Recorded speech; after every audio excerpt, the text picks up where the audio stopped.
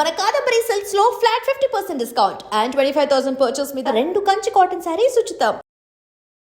ఈ వీడియో చూసిన తర్వాత ఖచ్చితంగా అందరికి భయం వేస్తుంది.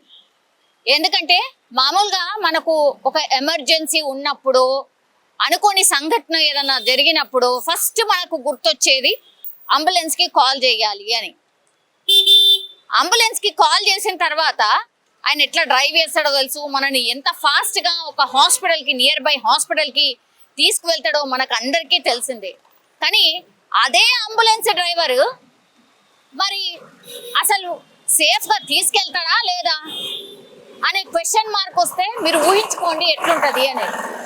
ఇప్పుడు మీరు చూస్తుంది హన్మకొండలో ఒక అంబులెన్స్ డ్రైవర్ కి డ్రంక్ అండ్ డ్రైవ్ టెస్ట్ చేస్తే సారు 83 కౌంట్ వచ్చింది సార్కి. అంబులెన్స్ డ్రైవర్ అంటే తాగి అంబులెన్స్ ని నడుపుతున్నాడు. మీరు టైం కూడా చూడండి, సాయంత్రము 5:20 అవుతున్నది.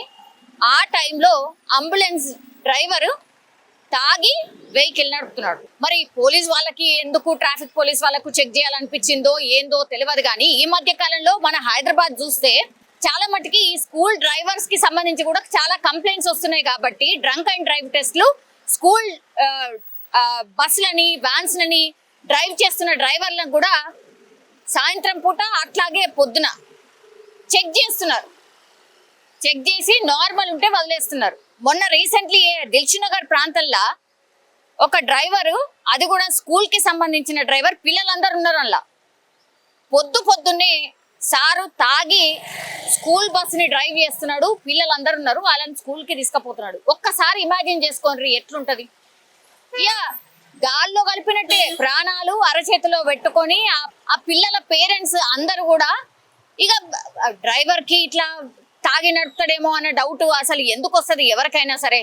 తాగి డ్రైవ్ చేస్తున్నాడు, పిల్లల్ని తీసుకుపోతున్నాడు స్కూల్ కి.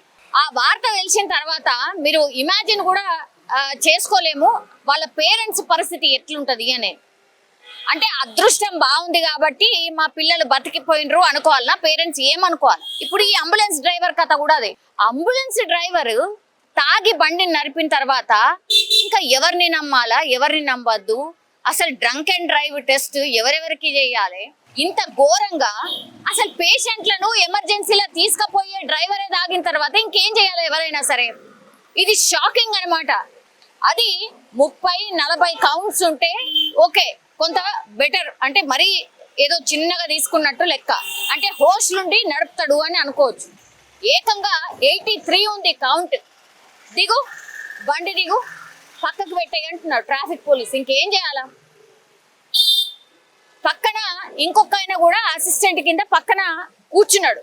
ఇప్పుడు చెక్ చేసిండ్రు కాబట్టి బయటపడ్డదా, అసలు మామూలుగానే ఈయనకు తాగే అలవాటు ఉందా, రోజు ఇట్లనే తాగి నడుపుతున్నాడా, ఇవన్నీ కూడా క్వశ్చన్లు.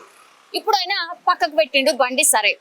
తర్వాత అసలు చర్యలు ఏముంటాయి అని ఒకసారి మనం కనుక్కునే ప్రయత్నం చేసినప్పుడు ఏముండదు. ఫస్ట్ టైం దొరికితే అనుకో, ఫస్ట్ టైం దొరికినప్పుడు ఆయనకు ఏదో కౌన్సిలింగ్ ఏదో ఇస్తారట, ఫైన్ ఏదో వేస్తారట, అంతే.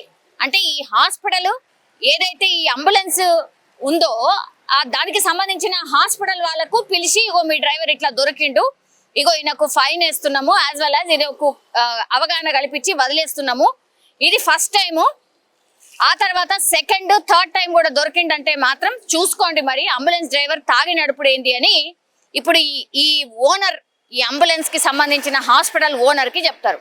ఆ తర్వాత వదిలేస్తారు. థర్డ్ టైం ఒకవేళ పట్టుబడితే మాత్రమే ఆ లైసెన్స్ ని క్యాన్సిల్ చేస్తారు. ఒకవేళ ఇదే డ్రైవర్ ఎక్కడన్నా యాక్సిడెంట్ చేసి ఉంటే ఏంటి పరిస్థితి ఒకసారి ఊహించుకోండి. అంటే పేషెంట్ పోతాడు, యాజ్ వెల్ యాజ్ ఈ డ్రైవింగ్ చేసి కూర్చున్నందుకు ఈ మొత్తం అందరూ ఇక ఏదో మాకు ట్రీట్మెంట్ కోసమని అంబులెన్స్ లో ఎక్కితే ఏకంగా గాల్లో ప్రాణాలు కలిపినట్టే లెక్క. ఏంది ఇది? ఇంత ఘోరంగా ఎక్కడైనా ఉంటుందా? అంబులెన్స్ డ్రైవర్లు కూడా తాగి నడిపిన తర్వాత ఇక ఎవరికి చెప్పుకోవాలా, అసలు ఈ సమస్యలు ఏంది ఎవరికి అర్థం కానటువంటి పరిస్థితి. ఒక్కసారి కామెంట్ చేయాల్సిందిగా కోరుతున్నాను. అంబులెన్స్ డ్రైవరు ఇప్పుడు తాగి అంబులెన్స్ ని నడుపుతున్నాడు. దీని మీద మీరు మీ అభిప్రాయాన్ని తెలియజేయాల్సిందిగా కోరుతున్నా. బికాస్ ఇది అందరికీ సంబంధించిన విషయమే. అసలు వీళ్ళని ఎట్లా పనిష్ చేయాలి, వీళ్ళకు పనిష్మెంట్ లేనిది.